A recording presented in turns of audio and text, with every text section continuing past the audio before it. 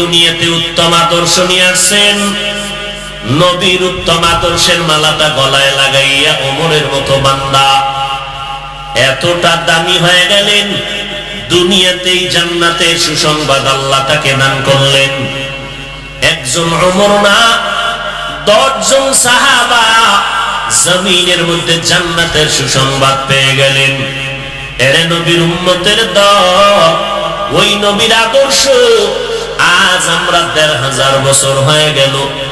1500 বছর চলে যাওয়ার পর আলহামদুলিল্লাহ নবীর আমরা দেখতে পারি নাই, আবু বকরেরও দেখতে পারি নাই, ওমরেরও দেখতে পারি নাই, আমাদের মাযহাবের ইমাম আবু হানিফারও দেখতে পারি নাই।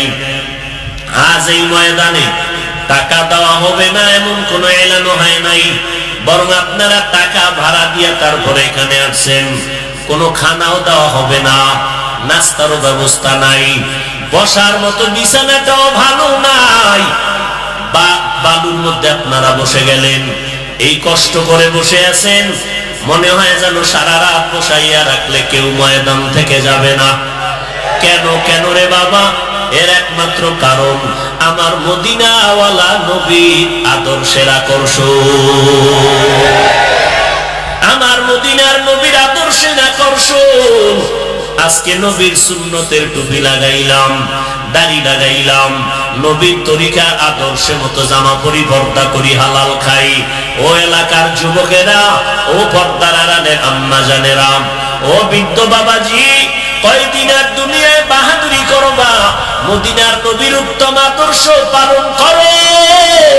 অনেকে মনে মনে ধোকায় পড়ে আছে যে নবীর আদর্শ মতো যদি হুজুরদের বয়ান শুই না আমল করি তাহলে স্বাধীনতা নষ্ট হয়ে যাবে, ক্ষমতার স্বাধীনতা থাকবে না, ব্যবসার স্বাধীনতা থাকবে না।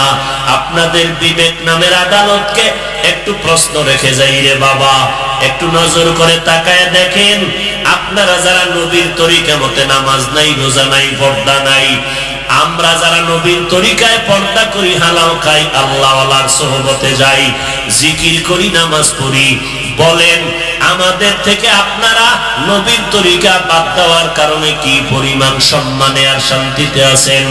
হিসাব মিলাবার আগে আমরা টোটাল রেজাল্টটা বের করে আপনাকে ব্যক্ত করে যাই। আল্লাহর কসম, এই নবীর তরিকা বাদ দিয়া বিন্দু থেকে বিন্দু আপনারা মোটেও সম্মানে আমাদের থেকে নাই। জ্বলন্ত তার প্রমাণটা বিবেকের সাথে একটু মিলাইয়া দেখেন।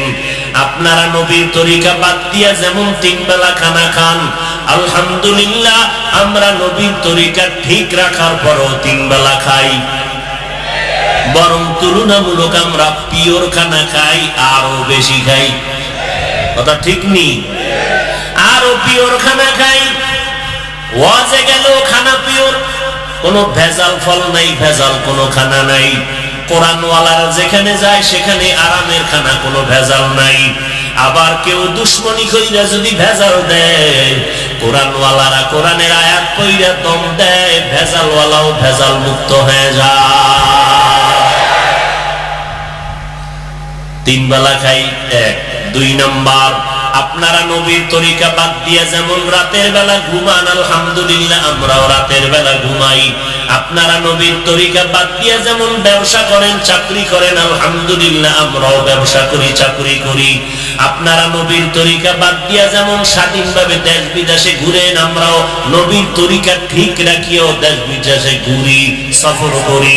বলেন আপনারা কোন দিক থেকে আগাইয়া গেছে আর আমরা কোন দিক থেকে পিছাইয়া গেলাম? বরং এমপি সাহেব দেখা হলে কয় হুজুর সালাম দোয়া চাই, মন্ত্রী সাহেব দেখা হলে কয় হুজুর সালাম দোয়া চাই, ম্যাজিস্ট্রেট দেখা হলে কয় হুজুর সালাম দোয়া চাই, এসপি সাহেব দেখা হলে বলে হুজুর সালাম দোয়া চাই। সম্মানের মালিক আমার আল্লাহ, আল্লাহ তাআলা সম্মানের দরজা খুলে রাখছেন। ও আল্লাহর বান্দারা, এবার বলবেন ও হাফিজ ভাই, আপনাদের মতো কি আমরা আদর্শওয়ালা হইতে পারবো? না, একবারও বলি না। অনেকে মনে মনে ভাবতেছেন নবীর তরিকা মানতে গেলে বুঝি আর আমাদের লাইনে চলা যাবে না। আমি কসম করে বলে গেলাম, যারা স্কুলে লেখাপড়া করেন আপনারা ওই লেখাপড়া ছাড়বেন না। কলেজের লাইনে থাকেন, যারা ব্যবসা করেন ওই লাইনটাই ধরে রাখেন, যারা চাকরি করেন ওই লাইনটাই ধরে রাখবেন। ওখানে থাকিয়াও আমার আল্লাহর মোহব্বত নিয়ে চলা যায়, নবীর তরিকা মেনে চলা যায়। বলবেন উদাহরণটা কি?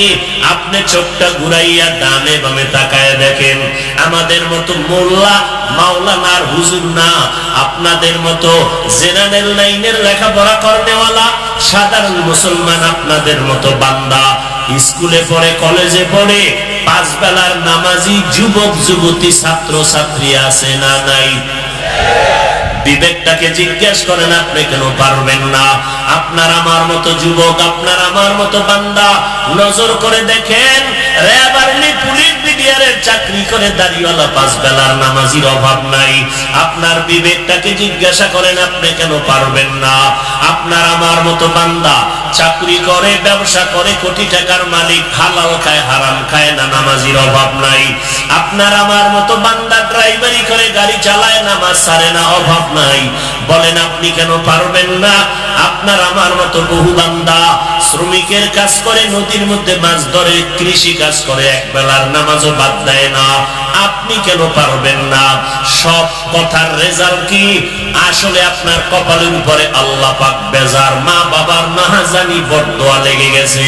এই কারণে এত বয়ান শুনিয়া আপনার মতো দোকানওয়ালা নামাজ পড়ে, আপনি নামাজ পড়েন না, বরং কপাল এত পুরলো যে নিজেও নামাজ পড়েন না, যারা নামাজ পড়ে তাদেরকেও পছন্দ করেন না, নিজেও দাড়িটা লম্বা করেন না, যারা দাড়িটা লম্বা করে তাদেরকেও পছন্দ করেন না। কি পরিমাণ কপাল পোড়া আপনি জানেননি?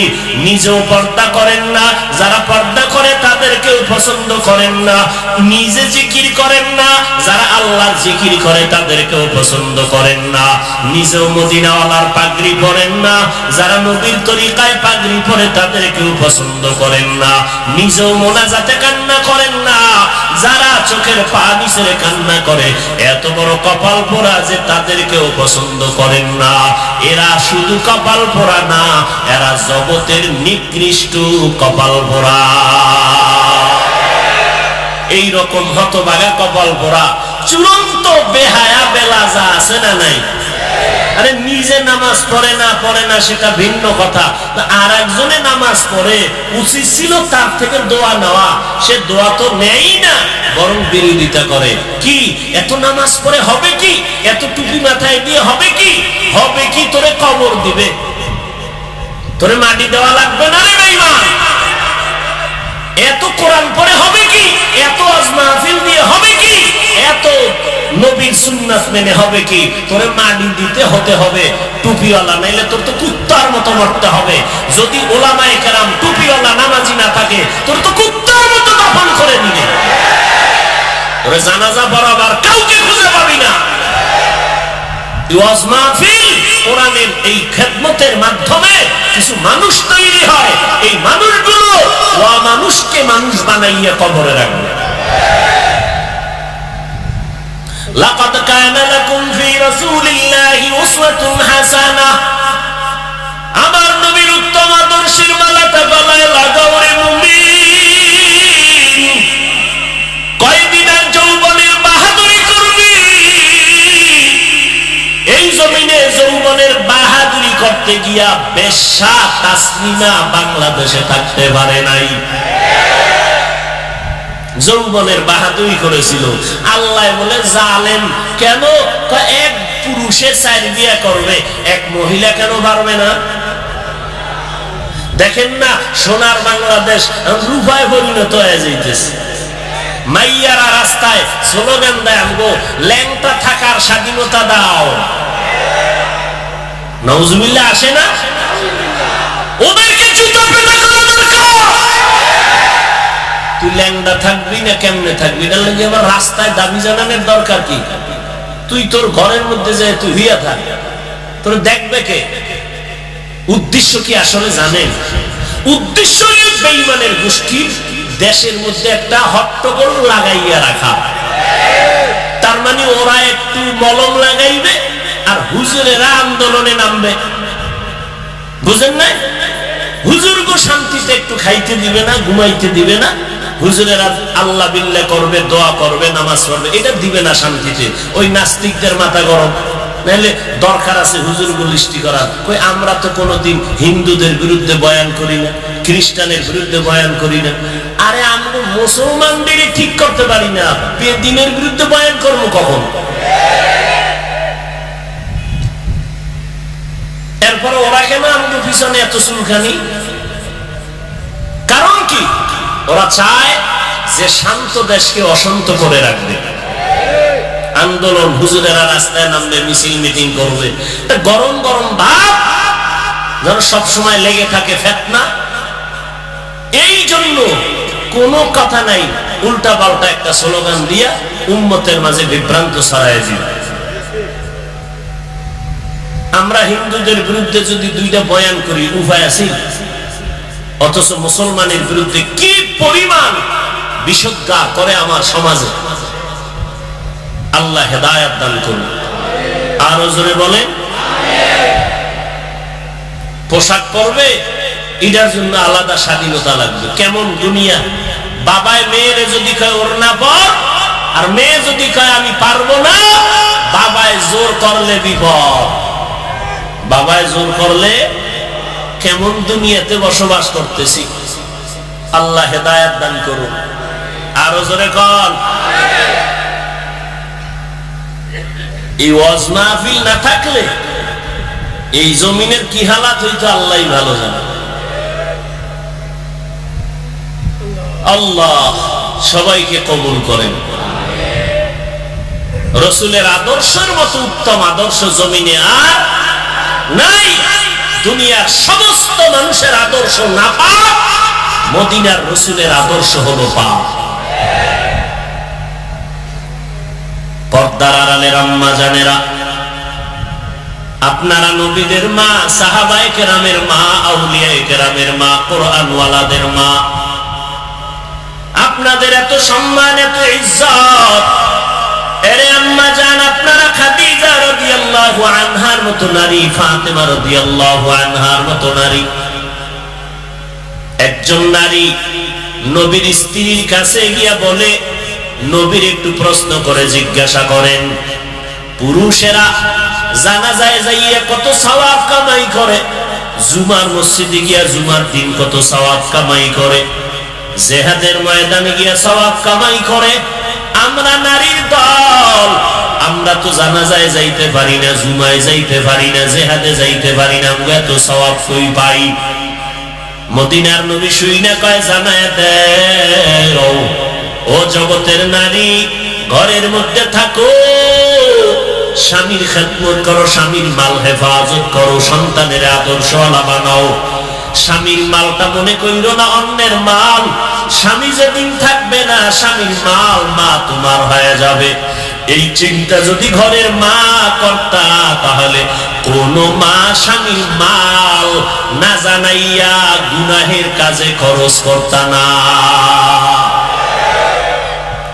খালি দাও দাও দাও, যত দেখা হয় না আরো লাগবে। জামা আছে আবার দাও, কাপড় আছে আবার দাও, টিভি আছে দাও, কম্পিউটার একটা আছে আরো দাও, ফ্রিজ আছে আরো। দিতে দিতে ফকিন্নি বানায় ফেলাইবে স্বামীটারে। একবারও চিন্তা করে না যে আমার স্বামীর টাকা আমার টাকা। স্বামীরে যদি গরিব বানাই, তা আমি গরিব হব। আর যেই মহিলারা স্বামীর হালাল টাকা অজান্তে কোথাও খরচ করে, ওই স্বামী ফকির হওয়ার জন্য স্ত্রীটাই যথেষ্ট। এরে আম্মা জান, স্বামীর মাল আপনার হেফাজত করবে, স্বামীর জন্য মোনাজাতে দোয়া করবেন, নামাজ পড়বেন। মদিনার নবী কয়, জানা যায় গিয়া পুরুষেরা যেই সওয়াব পায়, মহিলা ঘরে বসে সেই সওয়াব আল্লাহ দিয়ে দিবেন। কি নাউজুবিল্লাহ, সুবহানাল্লাহ। আইয়ে না?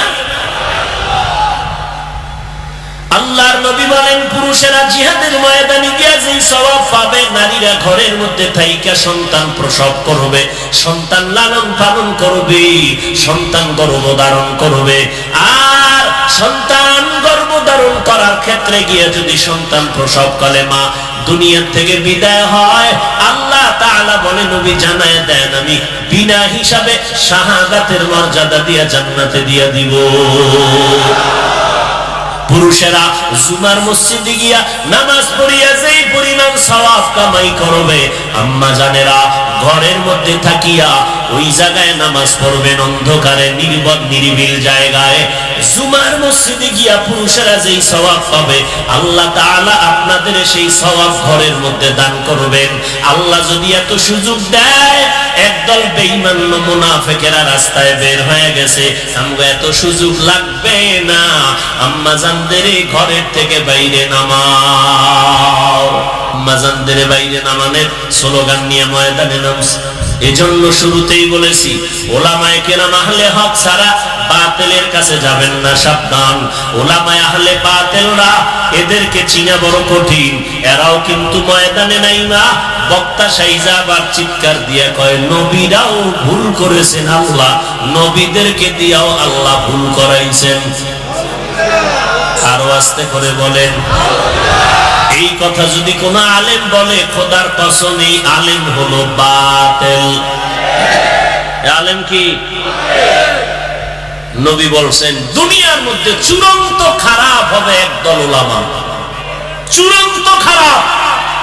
قال النبي صلى الله عليه وآله وسلم ألا إن شر الشر شرار العلماء وإن خير الخيار خيار العلماء।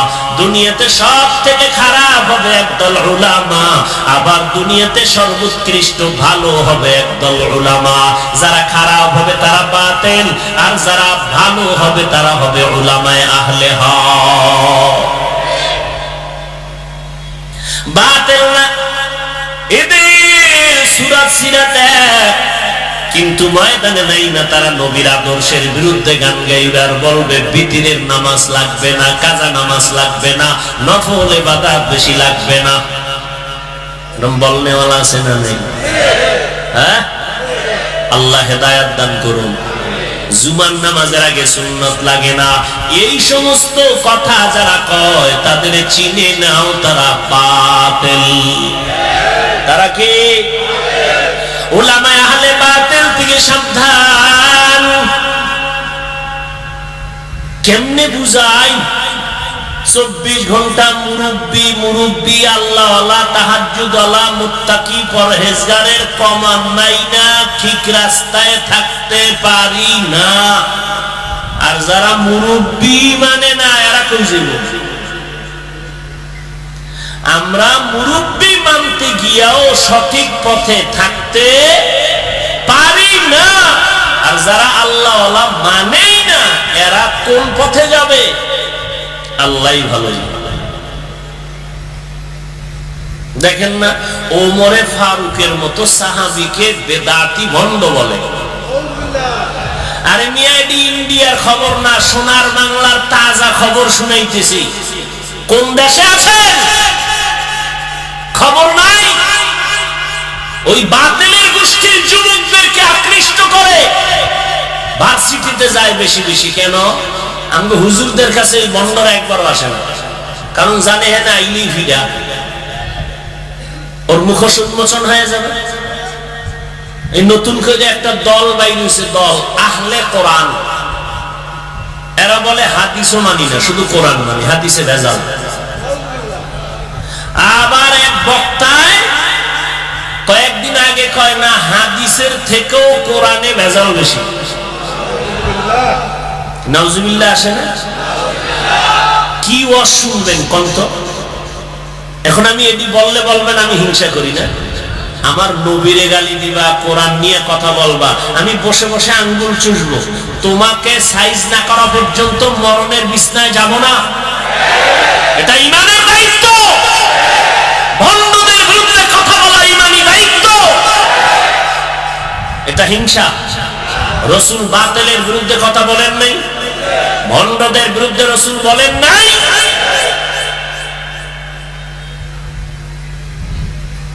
এই জন্য আমি মাঝে মাঝে কি বলি জানেন? ওই ভণ্ডরা তো দালাল খায়, আমাকে দালাল। আওয়ামী লীগ ওয়ালারা ইসলামের ব্যানার লাগাইয়া সাধারণ মানুষকে ধোঁকা দেয় না, দেখছেন আওয়ামী লীগ আলারা কখনো ইসলামের ব্যানার লাগায়া মিটিং করছে? কথা বলেন। বিএনপি আলারাও না। অতএব বিএনপি আওয়ামী লীগ নিয়ে আমগো এত বিপদ না, টেনশন না। ইসলামের ব্যানারওয়ালা দুশ্মন আর মুনাফিক নিয়ে যেই টেনশন। যারা ইসলামের ব্যানার টানাইয়া সাধারণ মানুষকে ধোঁকা দেয়, এরকম আছে না নাই? খুব সাবধান। আল্লাহ হেদায়েতের দৌলত দান করেন। আরো জোরে বলেন। আমাদের হেদায়েত বেশি চান, আমরা যেন ওই বাতিল পথে না যাই। রাসূলের উত্তম আদর্শ ধরে রাখেন, আর উত্তম আদর্শওয়ালা উলামায়ে আহলে হক যাদের কথায় আমল সুন্দর হয়, চোখে পানি আসে, এমন আল্লাহওয়ালা এদের সোহবত, এদের সংস্রব, এদের কথা মেনে চলার চেষ্টা করেন। আল্লাহ তৌফিক দান করেন। আরো মহব্বতে বলেন।